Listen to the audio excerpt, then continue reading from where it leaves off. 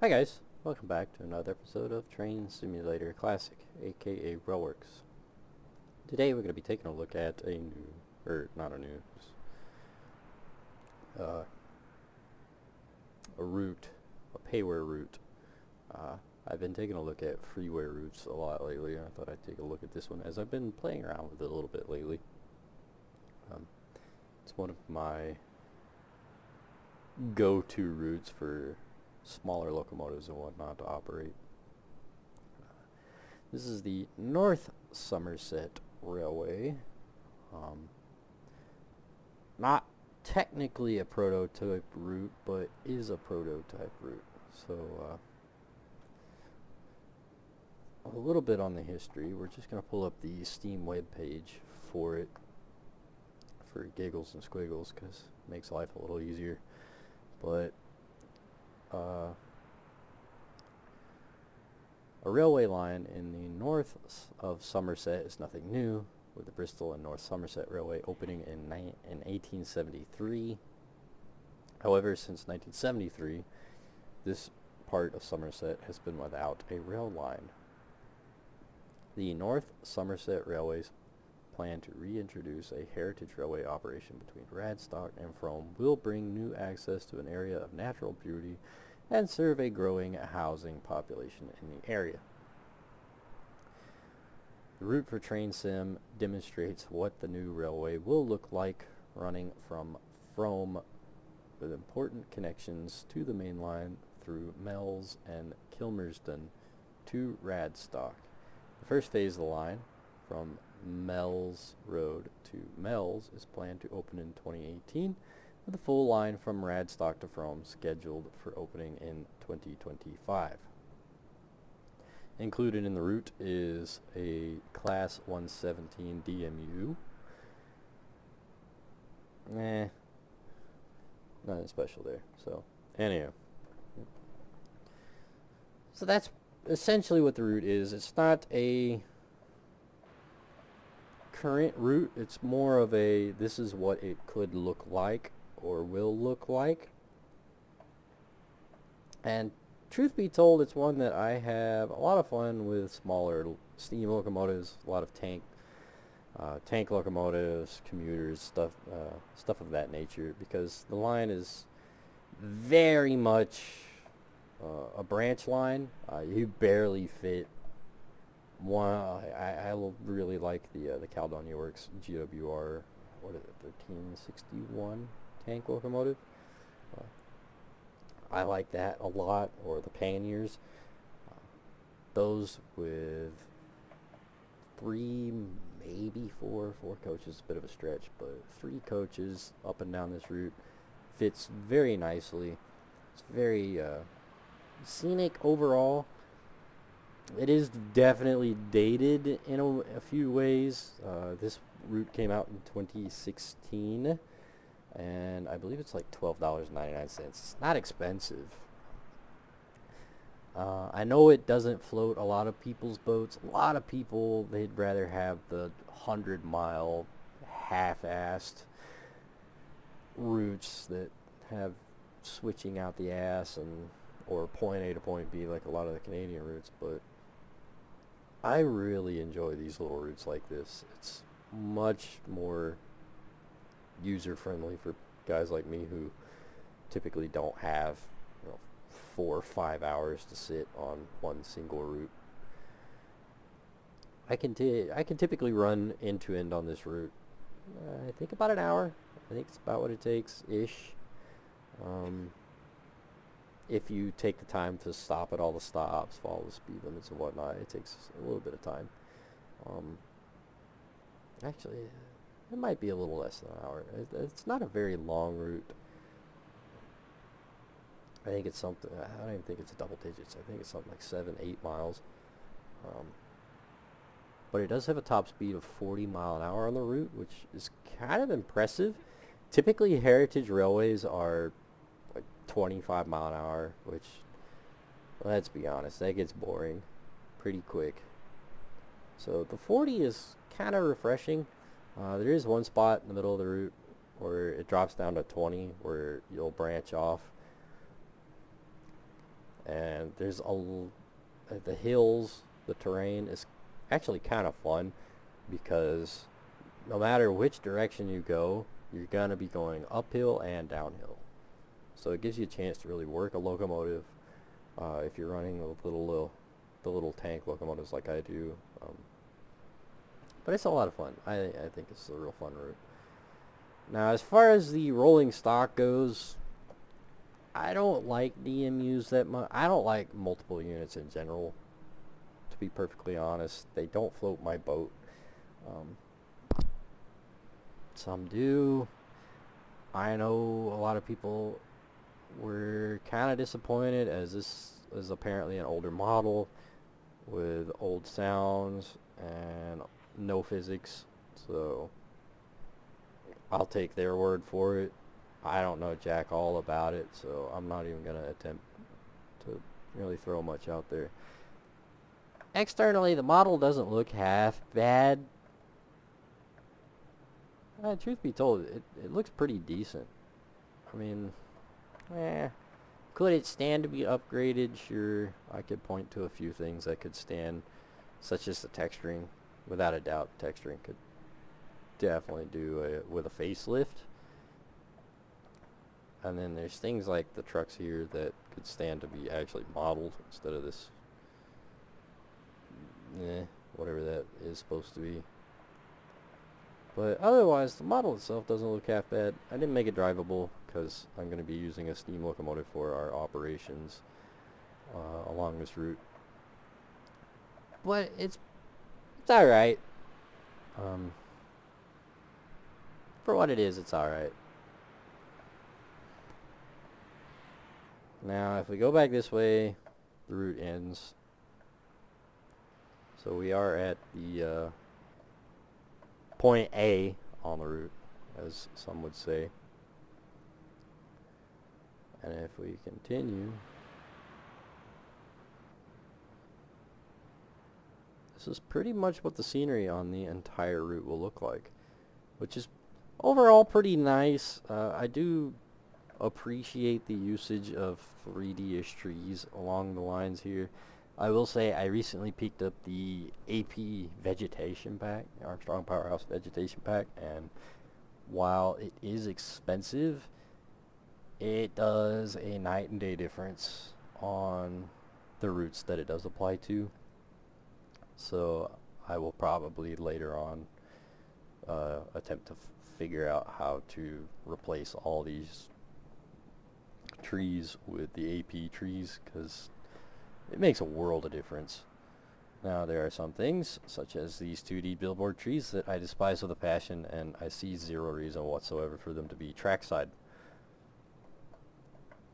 Again, this route was made in 2016, so it is dated now. But back in 2016, this would have been pretty freaking nice. I mean, the track model is pretty nice. The heavy usage of scenery assets trackside is very nice, very refreshing. Very different from some of the routes that we get today, which kind of blows my mind. That we get brand new routes, regardless of country, that are half-assed, for lack of a better term. But this is one of the benefits to these little shorter routes, these little 8, 9, 10 mile routes, is developers get to spend a lot more time on the scenery. And it shows. It looks nice. It does have super elevated track, which is kind of entertaining, to be perfectly honest. At 40 mile an hour, I wouldn't have guessed super elevated track was a huge need. It is kind of funny seeing a tank locomotive come around these curves, and it is really and truly an extreme lean. But maybe that's what they got planned. I don't know. We'll see. I outside of what the Steam description is, I actually don't know much about this route. So I don't know if plans have fallen through, if plans are going along as scheduled. I have no idea if this route is functional now, because it is indeed 2020, what is it, 2024, and according to that Steam page, there should be a small portion of it already functional, so maybe I should have looked at that before I made the video, but oh well. Very picturesque.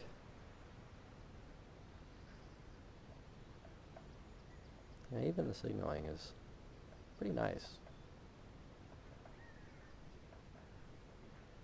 Here's that 20-mile-an-hour spot. This is where some people found some irritation, but if you follow the passenger services, it'll go off to the right here, and if you follow to the left, there's actually a big quarry. And this found some ire with people because the track is modeled. All of the points and destinations are pointed out on the map. They're laid on the track. But as you can tell, the scenery does not go very far off into the distance. It ends right there. So there's not a lot of distant scenery on this route, but this entire quarry line right here, they didn't bother to asset at all. They didn't detail, they didn't add any scenery, they did nothing whatsoever. And it goes all the way back here. Now here's the start. They like kind of kills me. They started to, and then just gave up. So this whole area back here should be a decently large quarry. All the tracks laid down. The terrain is done up. And that's it. All these like switches are named and such, but that's it. That's they didn't bother to do it at all. That would have added a little bit of extra to the route, something to kind of play around with.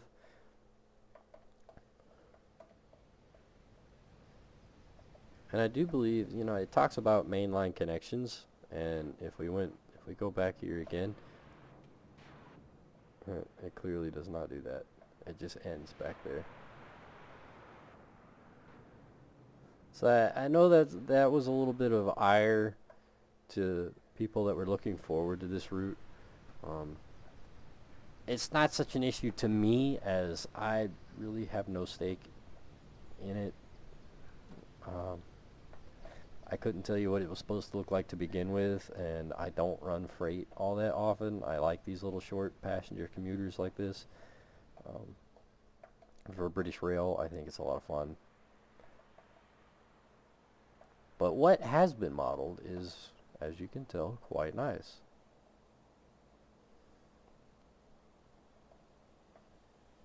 This will be our train for today. For giggles and squiggles.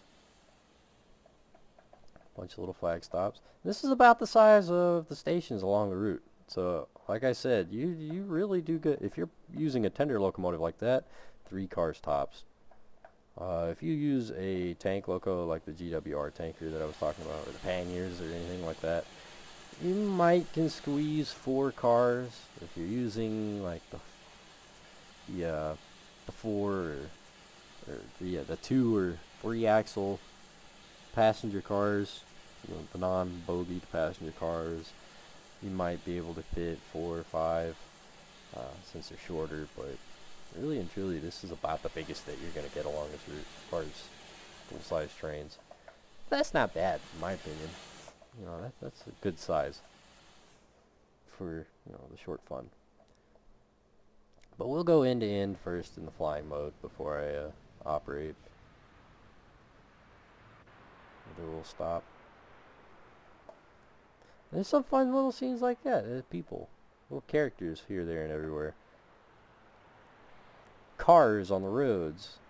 It actually gives life to the route. It makes it look animated. Now I wish these, like, I think this is supposed to be a footpath.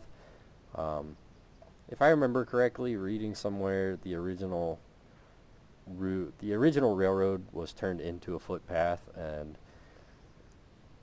I think it's supposed to be that the railroad is essentially going down where it originally was, and the footpath will go next to it, maintaining that foot and bicycle trail. I do wish that there were some people and whatnot placed along these trails, some like bicyclists and whatnot. I think it would help with the life of the route, but alas, they're not. There are some spots like that where there are characters. I know at one end of the route there's a guy taking a picture. It's kind of fun. Here's one right here.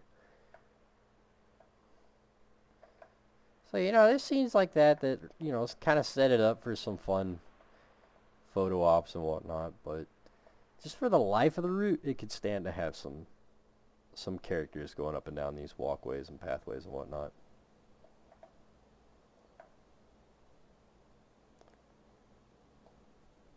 Now here's where the main shed would be. You got a shed right here, and then we got one siding, two siding. As you can see, I've got it set up for a little GWR tanker, another 3 coaches, and again, I don't care much for DMUs, but if I was going to play with one, this is one of those DMUs that I kind of like. I think it's kind of cool. These GWR rail buses by Digital Traction. I think these fit in really well on this route. Little freight op for freight scenes, because why not? Now, one big drawback to the shed area, and really the entire route, there are no refilling points anywhere. No water, no coal, no oil, no diesel, no nothing at all, period, zilch. Is that a hard thing to remedy? No, but they could have stood to put a little work into it and, thought that out. Because I imagine the actual rail line would probably have a diesel refueling tank somewhere around here, refueling point. Probably if they intend to have any steam locomotives whatsoever, there might be a water tower or two. You'd probably have the ability to refill with coal over here, something, Again, is that a hard thing to do? No. I could probably resolve that in 20 minutes of work. But it's one of those things that's just kind of, you get what you pay for. But it is, again, nicely set up. Another thing is, siding-wise, there's really not much. So there's not a lot of storage for you to have a real variety in any kind of motive power. Like this right here is essentially all you get. Where I have the train set up that we're going to be using later, I have no idea what that siding's for. I use it for that, but I imagine you wouldn't leave a antiquities set like that that's operational out in the open like that. So, but this is all you really get as far as storage goes. Not very complex, not much going on, but again, it's alright. It's not that hard to set up multiple scenarios with different eras of motive power, or whatever you'll have.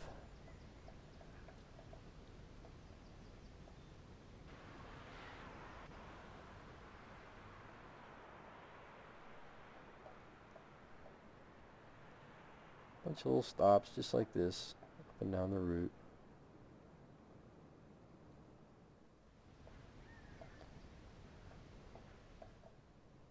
And the end of our trip is down here at Radstock.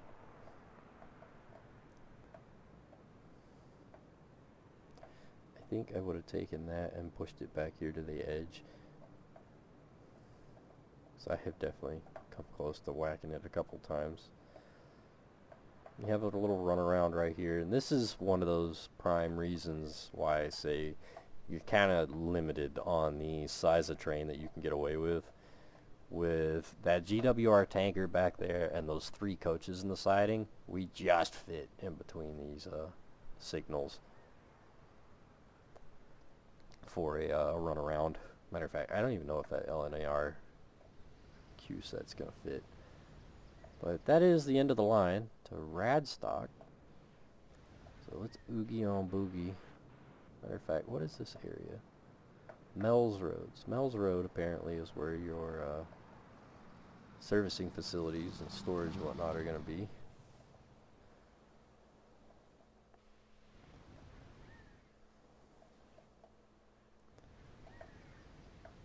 And if we run all the way back to the beginning,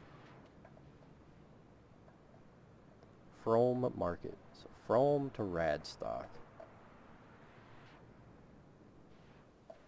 Point A to point B.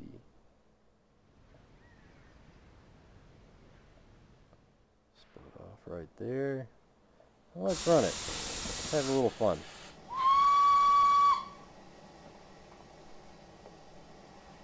Be sure our switches are set.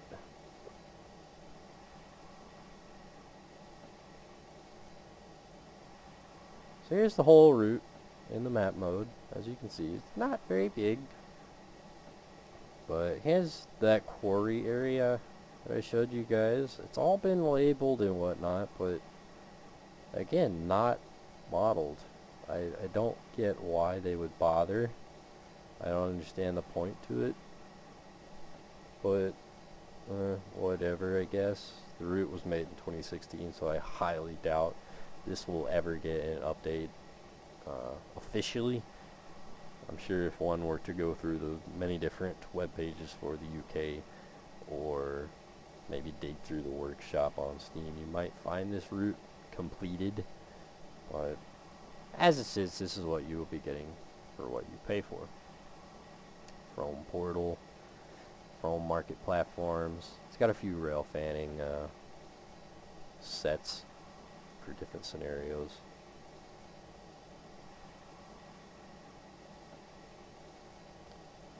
Jacks are all set.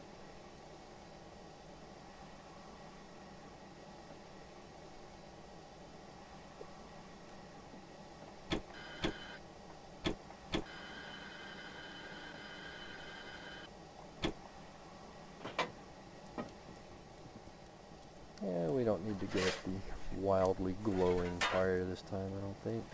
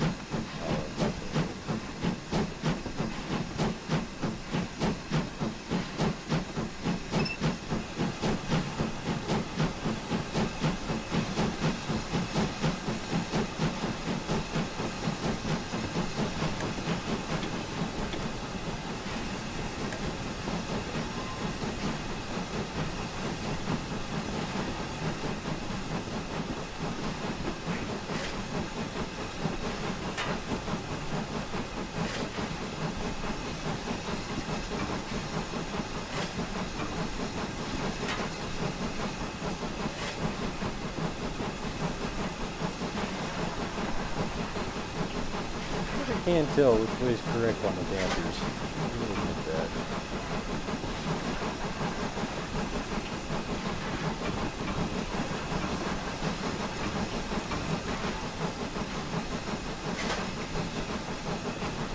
There's a nice white glow for the fire.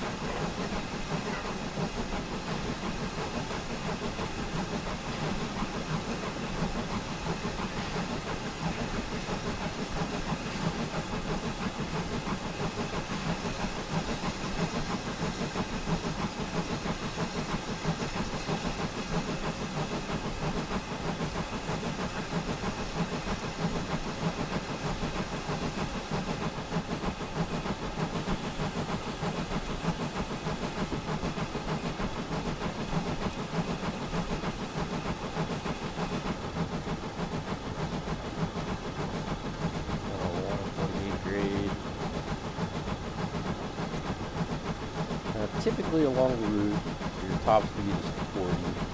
It is one of these odd sections like that where it's 50. I don't run 50. I kind of feel like I doubt that it would actually get up to 50 for the real route. I tend to stick around 30, 35. I think that's a good speed for the route overall. But for what it is, 40 mile an hour, sometimes it's kind of fun to get a little locomotive like this up to 40.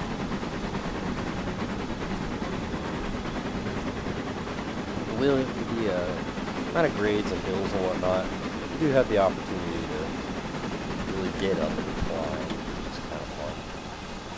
Really open the throttle up. Get a nice bark and chuff.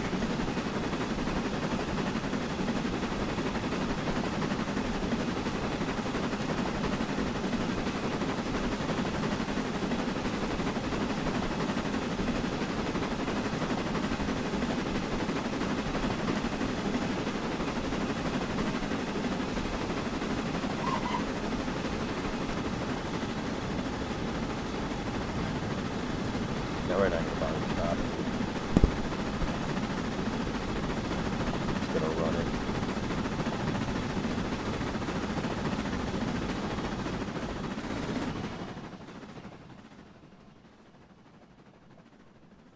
As stated, there's a bunch of fun little scenes along the route, such as that with the tractor waiting across. That just kind of give it a little bit of life.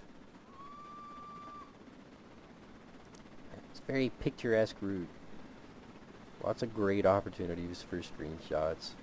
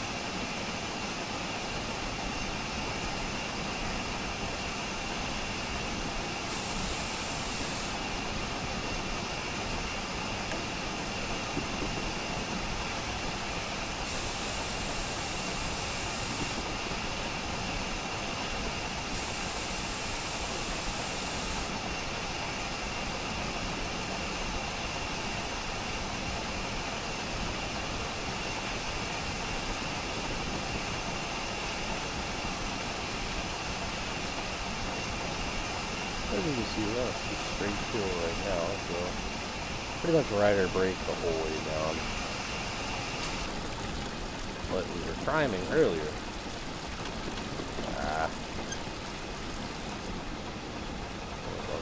Spot. Boy, get lean. Alright.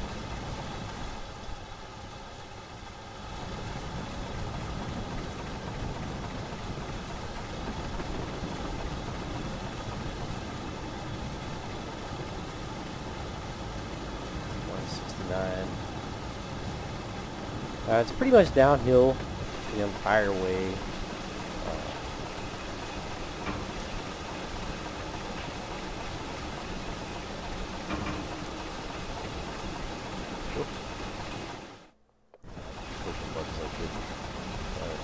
From here all the way down to here, pretty much all downhill all the way down to Radstock, and then from here to relatively flat here, but definitely to here is downhill. So either direction, you have the opportunity for up and downhill operation, which is kind of nice. Like I said, you get the opportunity to make the locomotive do a little bit of work. Like that nice loud bark.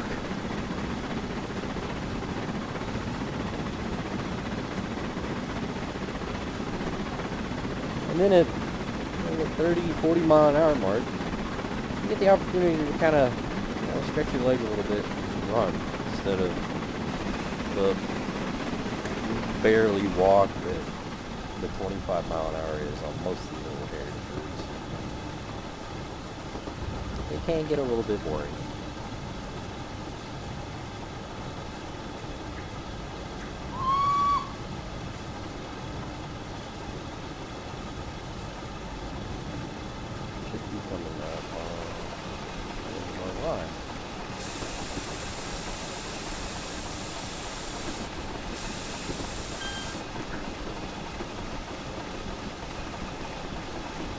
We're coming up on the end of the line. Normally what I personally end up doing is I will stop in the switch, run around the train, and then push the cars into the platform. Whether or not that's how they would actually do it, I don't know. But it works out for me. It gives me the opportunity to do a little bit of a switch and have a little bit of fun. This set, I'm pretty sure I'm going to have to pull the cars all the way into the switch. Probably pull through the switch a little bit more hard. Let's see.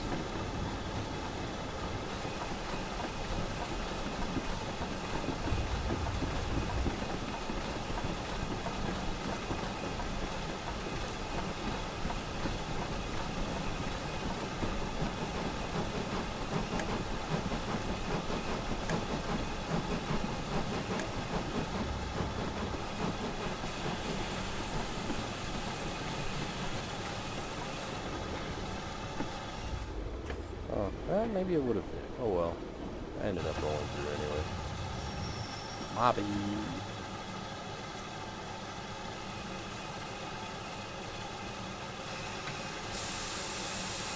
It's so hard to play with this sometimes.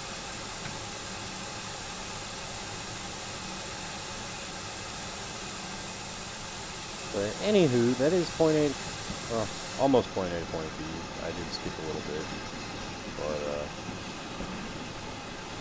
hope you guys enjoyed the video.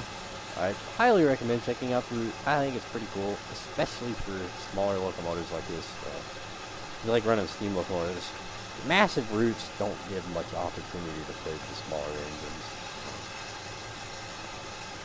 In my opinion, they're not quite right for them. But I have a lot of fun with this route. I recommend checking it out. It is available on Steam for something like $12.99, and it does go on sale on odd occasions, so it will drop in price during those sales. For $12 though, it's kind of hard to complain. Like, I actually kind of like it, to be perfectly honest. For $12, I think it works out pretty well. So I recommend checking it out. books, and I don't know anywhere else that it's available. I think it's all the last one. So, anyways, hope you guys enjoyed the video, and I will see you guys next time.